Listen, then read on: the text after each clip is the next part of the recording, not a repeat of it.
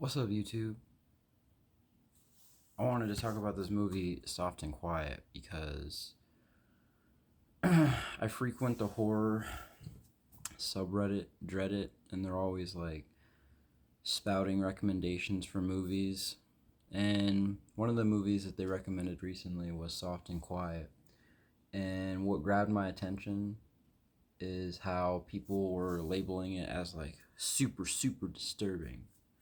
And that immediately grabbed my interest because I'm drawn towards movies that are quote unquote disturbing. Like one movie you'll see people posting there all the time is Eden Lake. That movie's whatever. It's not as effective as it could be given the decisions that the characters make in that movie and how that takes away and it breaks your suspension of disbelief. Anyways, that's another issue. Um, I wanted to check this movie out because it's recent, and I looked it up, and the girl, I can't remember her name. I should have looked it up before doing this, but she wrote and directed this movie, and this is her first debut feature film. So I was immediately like, ooh, interesting. And it's only like an hour and 30 minutes. It's on Netflix, and it's produced by Blumhouse, and like that was a red flag. So two red flags. It's like when people recommend it and they quote it for being super disturbing on Reddit. Usually they're wrong. Usually these people aren't as desensitized as someone like me that's seen some pretty horrific horror movies. This movie didn't shock me in the way that I was expecting it to shock me. Like when you look at movies like Antichrist or um, High Tension or Irreversible, where the acts of violence are the disturbing things and it's less so the ideals that are the disturbing thing. So this movie starts off and we're following this woman and she has a pregnancy test and you don't know if it's good or bad. She just starts crying. She pisses on the stick and you're like, oh, is she sad? She starts crying. Is she sad because she's pregnant or she didn't have a baby? Who knows?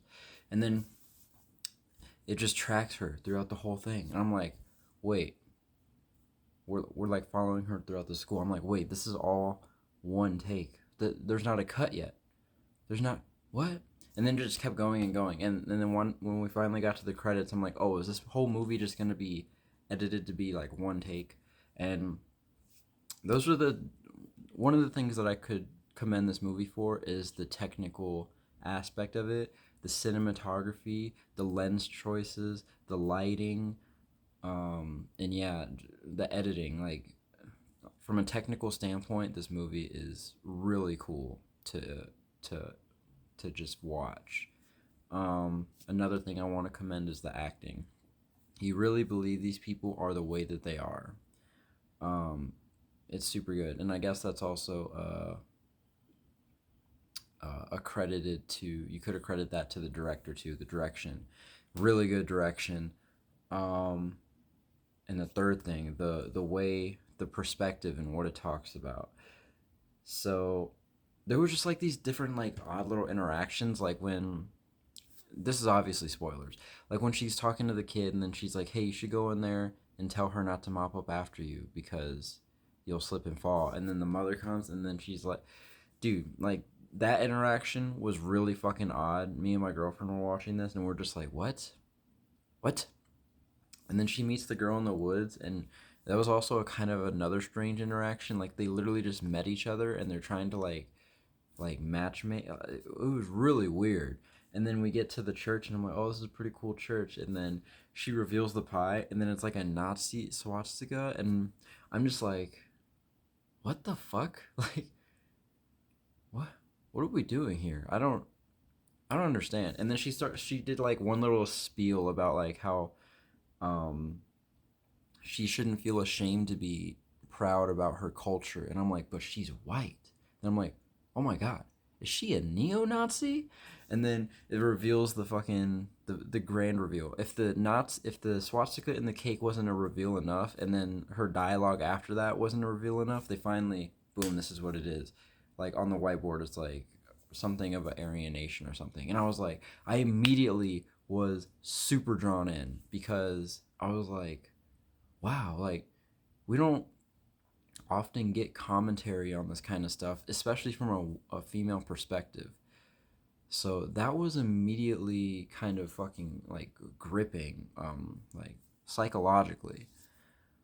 And then this is like the first act of this movie is my favorite part of the movie because to me it is the scariest part of the movie because it the next I think it's like 15 minutes we just spend time with this group of people. She got this group of people together that feel victimized by society and they feel that people of different races are getting more opportunities and that they're corrupting everything. So we obviously know that the main character is a teacher. So that is immediately already terrifying. Someone with this mindset and this ideology is a fucking teacher. You're like, oh no. And then another, we get to this other girl, and then she's just like the average. She's probably the most relatable person because she's just the average person. She's just working at a job or whatever. And then we go to the next chick, and she's like, I forget. One of them is a journalist, and that's terrifying because they can influence the media. And then one of them is already a part of the KKK, and her dad was a part of the KKK, and she's about to be a mother of a fifth child, and that is fucking terrifying too, because the, oh man, when she's talking about how like um how she knows the society demonizes white separatists, whatever the fuck they want to call themselves. So they like keep it concealed unless they feel like they can trust certain people with it. It's almost like a pedophile in a sense, where they know what they think is wrong, which is why they don't voice it, which leads them to some sense of repression, which makes them more angry, and resentful of themselves, which in turn is actually projected onto people outside in society. And that was terrifying that these people hold certain positions in society that can actually influence, and corrupt. That was the most terrifying thing to me because these people exist. One thing I wish the movie did do better is outside of them like at face value when you like you're I don't know, like you don't see them as like bad people at first until they just keep going and going and going, and the movie hammers home that these are like, no, these are objectively bad people.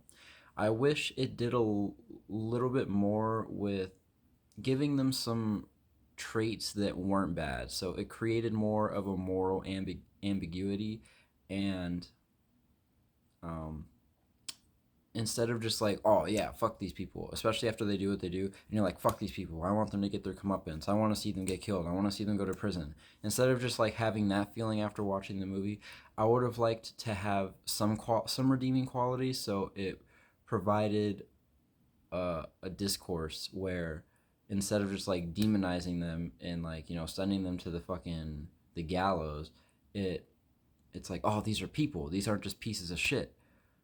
What can we do to um, help these people or help people like these people before they become these kinds of people? Um, I thought that would have been a little bit more intriguing, but yeah, the movie kind of just spirals out of control from there, and then it's funny because like they build themselves up. They like when they're in the van driving to the store, they're just jerking each other off or fingering each other because they're women or whatever. And it's weird because if you've been in like a group of people like that where they're all just like circle jerking each other with these like weird ideas and propping each other up, and it's just really awkward. And then they go to the store, and then that's when the tension, boom, everything was building to this where it's like, oh shit. And then they have the confrontation, and then that's when it gets even crazier. That's kind of when you're definitely like, oh no, like if their ideals and what they believe in wasn't enough to turn you off. It's like what they decide to do. It's like, oh no, they're gonna go and follow these people and go to their house and break in and then fucking apparently shit in their bathtub, but they don't do that. They give this chick they make the chick go into anaphylactic shock, and then they try to frame it as a rape, and then they smother her sister, but her sister's died. That's what kind of fucking shocked me is like how stupid they were. They were like, we gotta cover the evidence, but it's like no, like your footprints are in there, your hair follicles, your fingerprints, and then on top of that, when she smothered the sister, it takes a long time to kill someone like that with the pillow. It takes a long time because first they go unconscious and then you have to keep holding it there. I don't remember the specified time how long it takes to smother someone like that, but she literally just like held it there for like 10 seconds. I'm like, dude, there's no way she's dead. That makes no sense. None of this makes any sense. And then I guess that was the most shocking part of like that really disturbed people on the internet, I guess, is the the act of like them torturing these people um, for no justified reason. That wasn't really shocking to me. I was kind of desensitized. I was just like whatever. Plus I was a little tired. Apparently the director wanted to make this movie to incentivize people to whenever they come across something that's wrong, whenever they come across some sort of injustice, they don't just hide and not say anything. She wanted to make this film to encourage them to speak out. Um which I did not get after this movie. This movie did not make me want to speak out against injustice, which I get. Like, that's how everyone should be: integrity, doing what's right when no one is looking. This movie did not make me feel that. This movie made me not want to speak out because that means that someone is going to, like, follow me home and, like, make me go into anaphylactic shock. I mean, the sister survives in the end, but to what means? To what end? Sure, she survives and sends these people to prison, but that doesn't help anybody. She's lost a sister. These people go to prison. These people leave behind their families, and they continue to lead horrible lives within the confines of prison. So, in that sense, it didn't do a good job of portraying the message of like, speak out. It kind of just made me honestly sad that people with positions of power in society hold these ideals and that they know that these ideals are perceived as bad, which is why they conceal them. That was the thing that stuck with me after the movie. Yeah, I just wanted to talk about that. I don't know what else to say. All around, it's a pretty fucking good movie, man. Like I said, the acting, the directing, the cinematography, the lighting, the editing. Yeah. And then it makes you think. It makes you think. Irregardless if it succeeds in making you think about the right thing or not, that's subjective, I suppose. But I just wanted to put my thoughts out there like that because it's not often I come across a movie like this that makes me. I don't know what that is. But yeah, man, I would recommend checking it out. It's on Netflix. If you still got Netflix, there's plenty of other streaming services that are more worth your time. HBO, Tubi. Anyways, check this movie out. It's not as disturbing as people make it out to be. I swear. I swear. And the dog survives. There is a dog. I immediately got depressed when I seen the dog. I was like, dude, no. You can hurt these people. You can kill these people. Whatever. The dog did nothing to you. The dog said nothing. It just wanted to love you. Don't do nothing to the dog. Fortunately, the dog is okay. I can't stand that. I skip that scene every time in American Psycho. I can't see Patrick Bateman stomp the dog. I don't like hearing the yelps. I don't like none of that. Hurts my soul. The dog survives. You'll be okay. Unless you're sensitive to, I don't know, if you've had something like this happen in your life, I would skip this probably. I don't know. I've never had anything like that happen. It does kind of peek into like the home invasion subconscious fear. I guess you could call it an irrational fear, depending upon where you live. But that shit could happen to anyone. So yeah, that is pretty fucking scary. And the fact that you could, you know, just say something wrong to the wrong person on the wrong day and have your life be ultimately altered for the rest of your life. Like, that's crazy. That is pretty fucking scary. Anyways, bye. Smooches.